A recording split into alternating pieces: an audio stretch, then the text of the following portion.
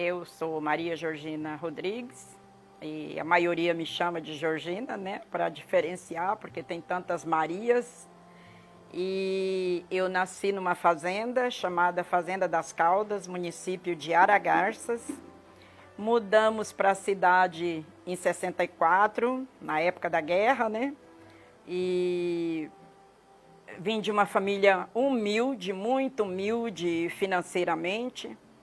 Nós chegamos na cidade 6 irmãos, já tinha 2 já crescidos, fora de casa, trabalhando. E tivemos que todo mundo procurar o que fazer devido à nossa situação financeira, que era muito fraca, né? E trabalhei como empregada doméstica, hoje se fala secretária, né? Na época era empregada mesmo. E trabalhei muito tempo como empregada doméstica. Minha mãe foi lavadeira de roupa para os outros. E com o passar do tempo, o último emprego que eu tive na casa de uma senhora, ela, uma costureira renomada, né? Hoje mora em Goiânia. E eu tinha muito interesse em fazer algo que pudesse me tirar daquela situação, né? Não porque era humilhante, eu era muito amada, muito querida, minha família toda.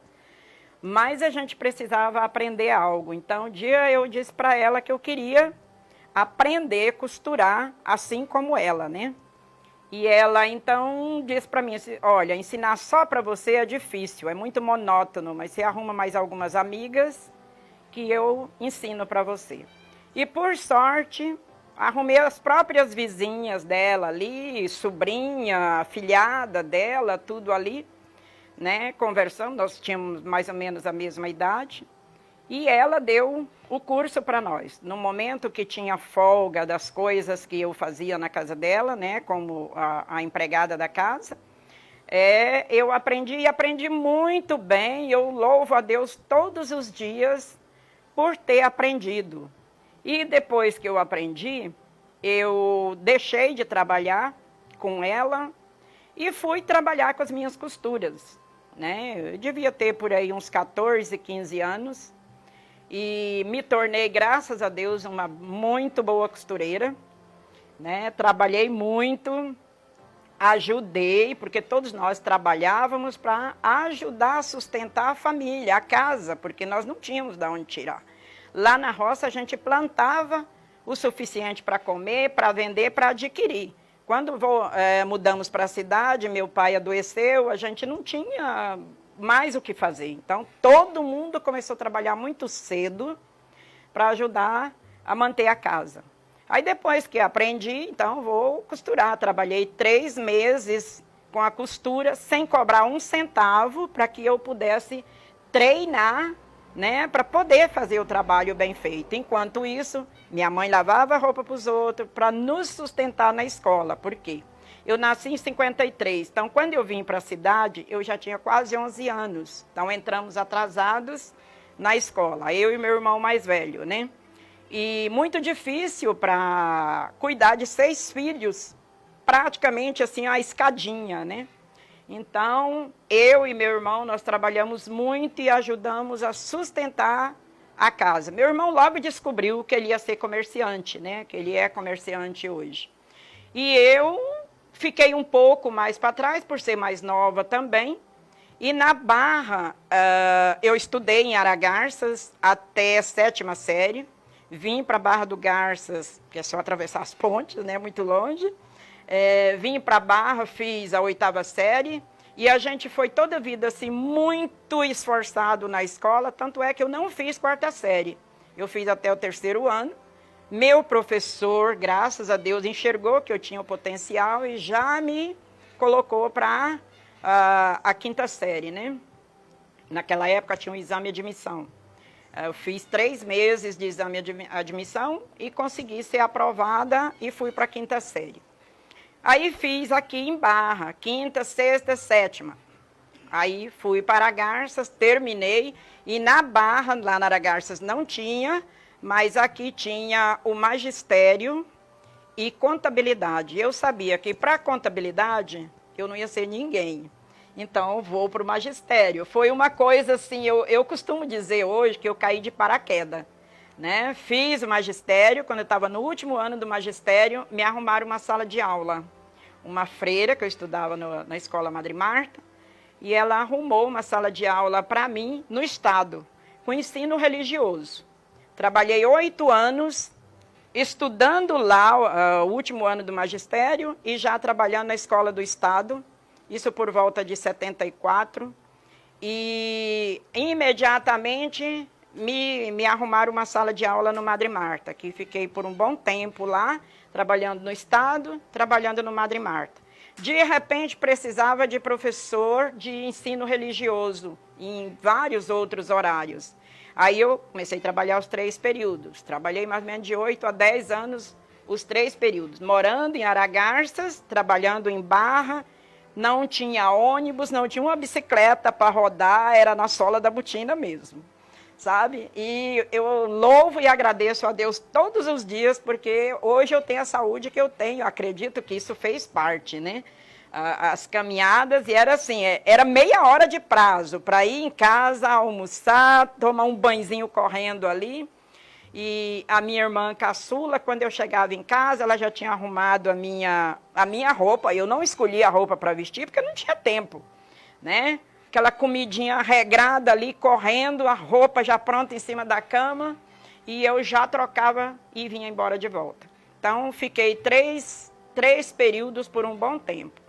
Depois, eu abandonei o período noturno e fiquei trabalhando manhã e tarde, né?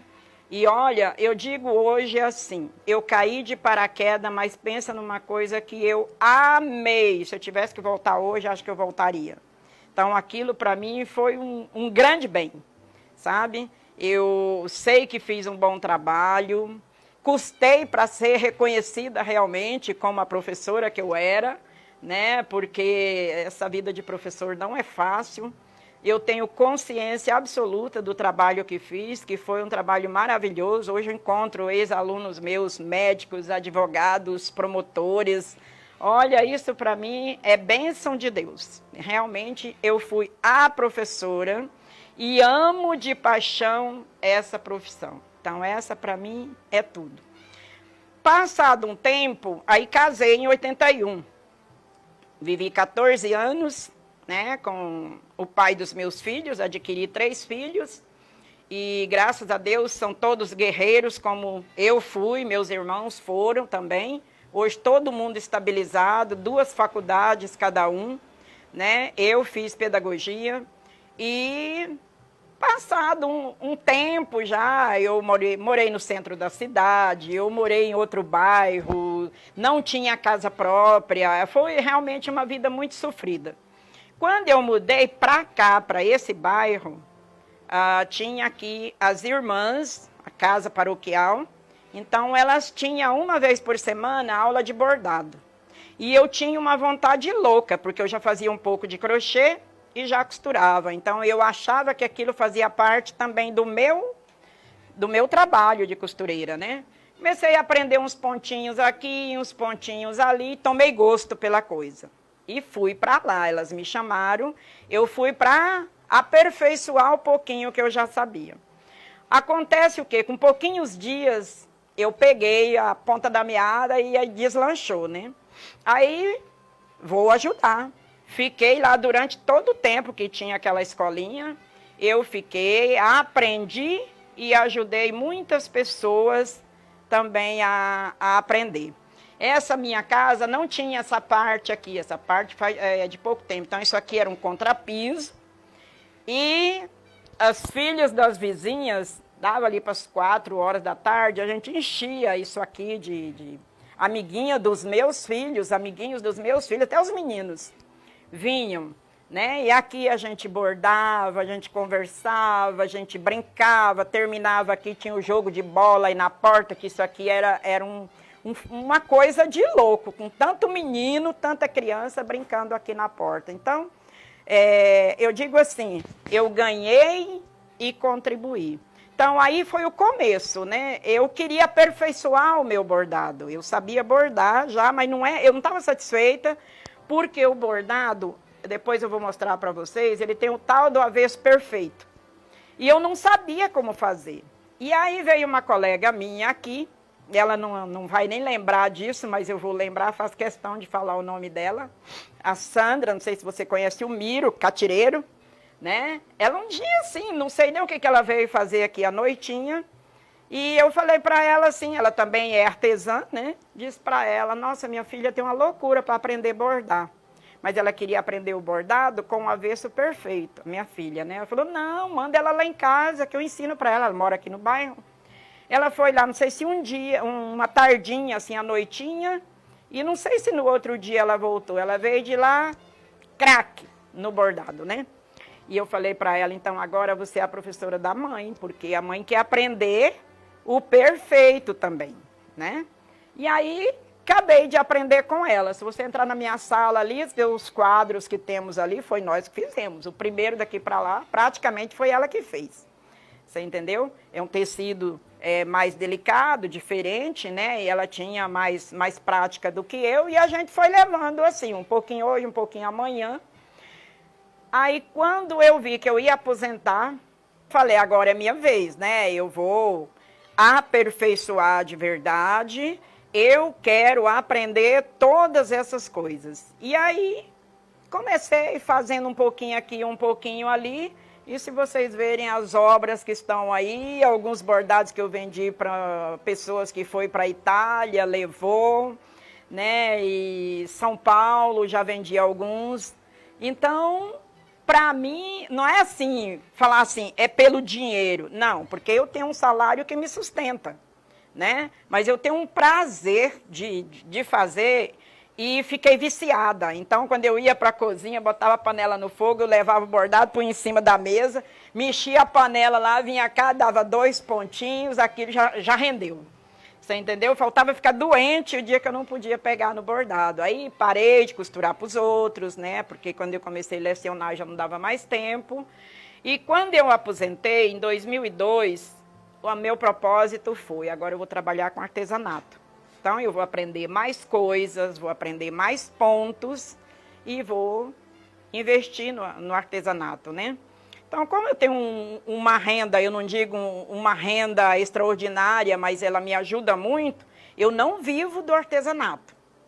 Mas eu faço por um prazer tão grande que ele acaba virando também um meio de me ajudar a render os meus trocos também, entendeu? Então, eu sou assim, e sou meio elétrica para essas coisas. Não me contentei só com aquele ponto, não, eu queria ir atrás de mais. Então, hoje eu faço bastante coisa, né? Os vestidos, eu coloquei aqui, esses vestidos são de aluguéis. Eu tenho quem entrou aqui no quarto para ir no banheiro, viu? Que a cama está lotada, né? Porque eu lavei, agora estou passando aos poucos, eu construo para alugar, né? Na época das festas juninas, então... Além do bordado, eu costuro, né? Costuro para minhas filhas, para minhas netas. E vai sobrando os retalhos, a gente vai investindo nos trabalhos com retalhos. E assim vai, né? Eu sou uma pessoa que sou muito feliz e eu falo, eu não reclamo, eu não acho que eu ganho pouco, eu não acho que eu sou infeliz. Eu me sinto uma pessoa realizada.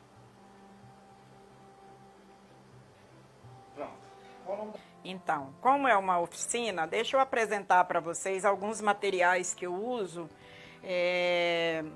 Claro que a gente ainda falta bastante coisa, mas aqui, por exemplo, eu estou com essa toalha, que ela está no meio do caminho, né? Que eu ainda estou fazendo. Esse tecido chama etamine, tá? Algumas pessoas chamam de talagarça, mas eu chamo de etamine. Então, esse tecido é o mesmo esse que está embaixo, porém, esse de baixo, ele tem os buraquinhos menores. Quando tem os buraquinhos menores, o bordado, a tendência também é ficar menor.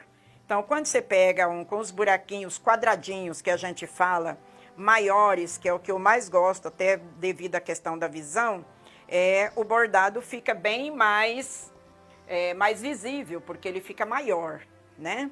Então, esse aqui é o linhão que a gente chama, né? O cânhamo grosso. Então, esse cânhamo, ele não dá para fazer, por exemplo, essa pintura que eu mando fazer, porque fica mais fácil para eu trabalhar. Porque quando eu não pinto, o que vai acontecer? Aonde eu for, eu vou ter que levar a revista, porque aonde eu vou, eu carrego meu bordado para estar trabalhando. Então, aí eu tenho que levar a revista e é contado ponto por ponto. Se você errou um ponto, você tem que desmanchar e voltar lá, porque senão ele vai ficar defeituoso, né? Esse é o cânhamo, esse não tem como pintar igual eu fiz aqui, certo? É o cânhamo, então eu trabalho pouco com ele, trabalho com ele mais para desfiar. É outro tipo de trabalho que depois eu vou te mostrar. Esse é o mesmo esse. Esse também é o mesmo, só que ele um pouco mais inferior e cores diferentes também. Então, tenho ele amarelo, eu tenho bege, que também é o mesmo, esse, a mesma textura. Esse é a mesma textura desse, que eu gosto muito. Esse vermelho é o mesmo cânhamo grosso que eu apresentei primeiro, só que ele tem uma goma a mais, então ele é muito crespo. Depois que eu comprei, eu até arrependi, mas a gente trabalha assim mesmo. Então, esses são, por enquanto, os tecidos que eu uso. Tem mais um tecido aqui. Aqui tem Aqui já é outro tipo de bordado, que depois nós vamos ver. Esse é linho, né? Ele é mais tampadinho. Eu gosto de usar muito também para desfiar, porque a vista já não dá muito. A gente borda ponto cruz nele também. Mas a minha vista já não está dando mais. Esse é o Oxford, muito usado hoje para roupa, para forro de mesa, para um monte de coisa. Então, eu gosto de bordar nele, inclusive nele, eu já bordei várias batinas de padre, entendeu? Ficaram lindas, lindas mesmo.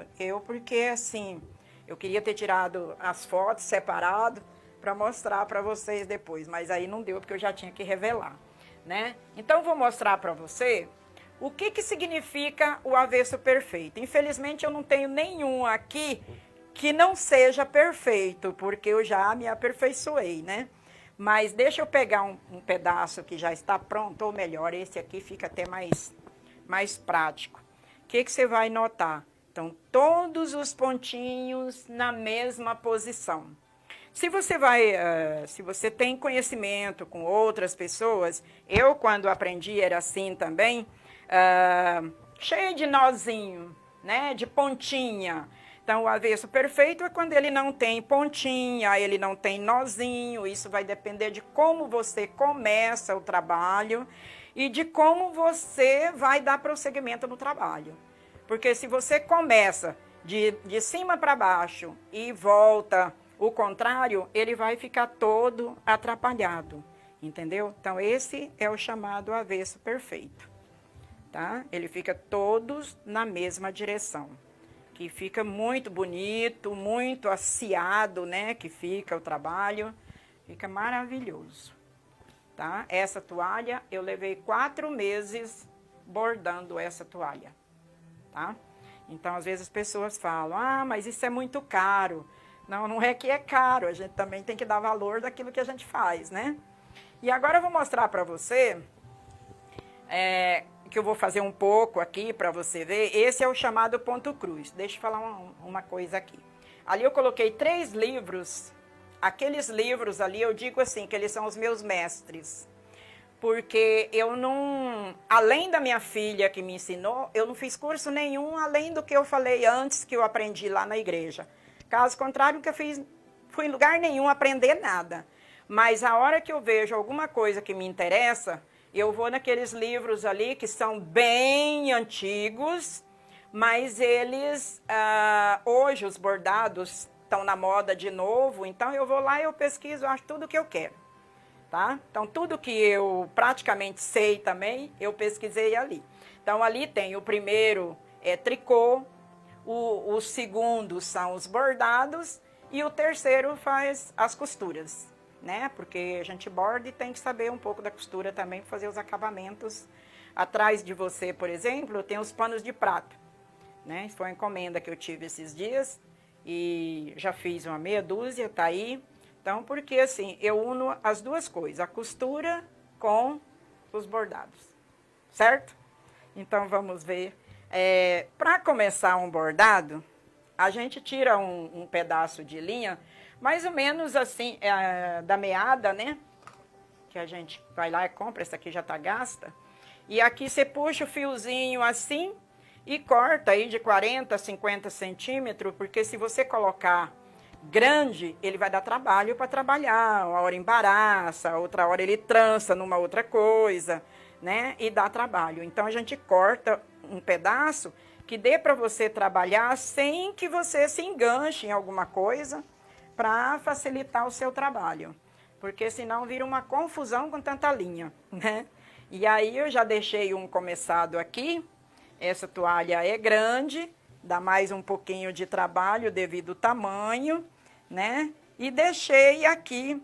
Então, o ponto cruz, aqui você vai ver, como eu já havia começado, eu digo assim, eu ensino às vezes as pessoas, ó, aqui eu estou de cima para baixo, tá? Aí vou como se fosse um alinhavo. Outras vezes eu brinco, estou fazendo uma caminhada, né? Agora, eu estou indo, estou caminhando, eu estou indo, certo? Aí, cheguei no último pontinho, porque essas outras cores já é outra cor de linha também, eu vou retornar da minha caminhada.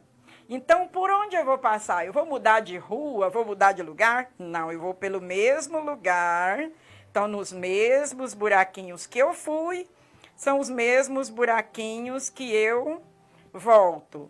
Aí é que forma o ponto cruz. Por que chama ponto cruz? Porque ele forma uma cruzinha, entende? Às vezes, assim, para gravar fica difícil, porque fica miudinho, né?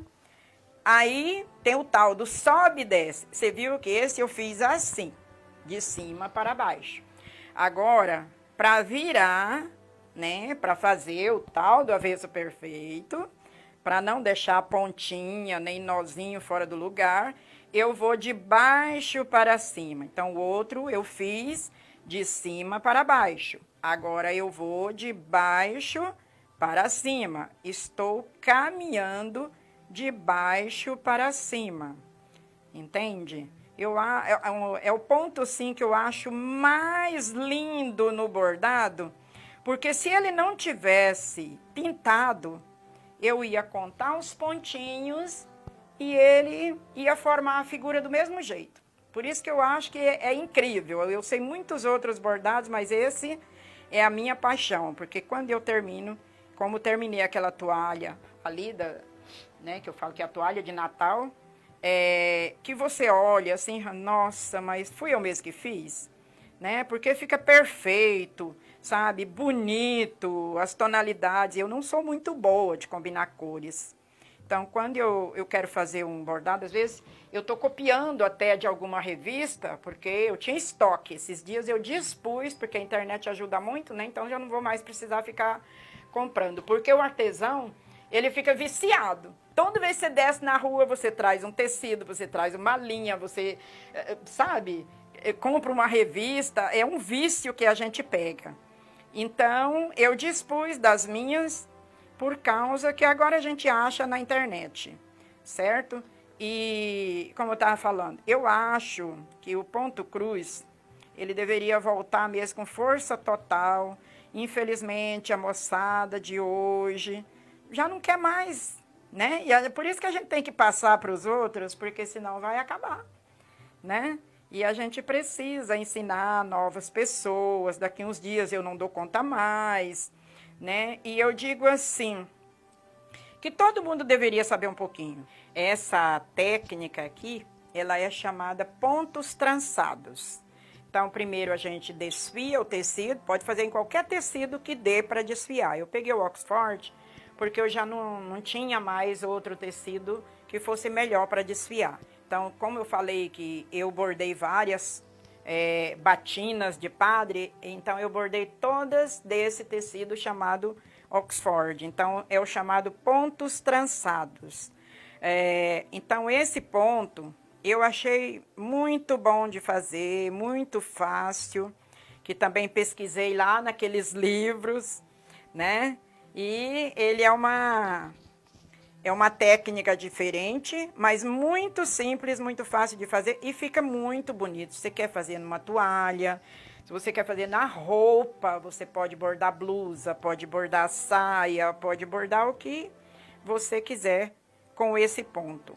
Então, ele é assim, você pega uma certa quantidade, aqui eu não vou contar, porque senão vai tomar muito tempo, mas você pega, vamos supor, 8 fios, você divide no meio, dá 4, aí você pega, passa ele para trás, gira a agulha e traz ele para frente, você entendeu? E aí, ele acaba ficando assim, olha que bonito que fica, eu acho lindo. Aí, de novo, né? Você pega, leva a agulha para trás e traz de volta. Então, esse ponto aqui, eu falo ponto alinhável, porque ele é uma caminhadinha de novo, né? E ele faz parte desses pontos trançados. Então, é como se eu fosse alinhavando. Eu vou até fazer maior para ficar mais fácil da visibilidade. E essa linha que eu estou usando é a Camila, ela é de novelinho assim. Ela já é diferente desse que eu estava usando, que é meada, tá? Então, ela é uma linha mais grossa, para ficar mais visível também. Então, esse eu chamo de ponto alinhável. Então, eu vou como se eu tivesse alinhavando, certo?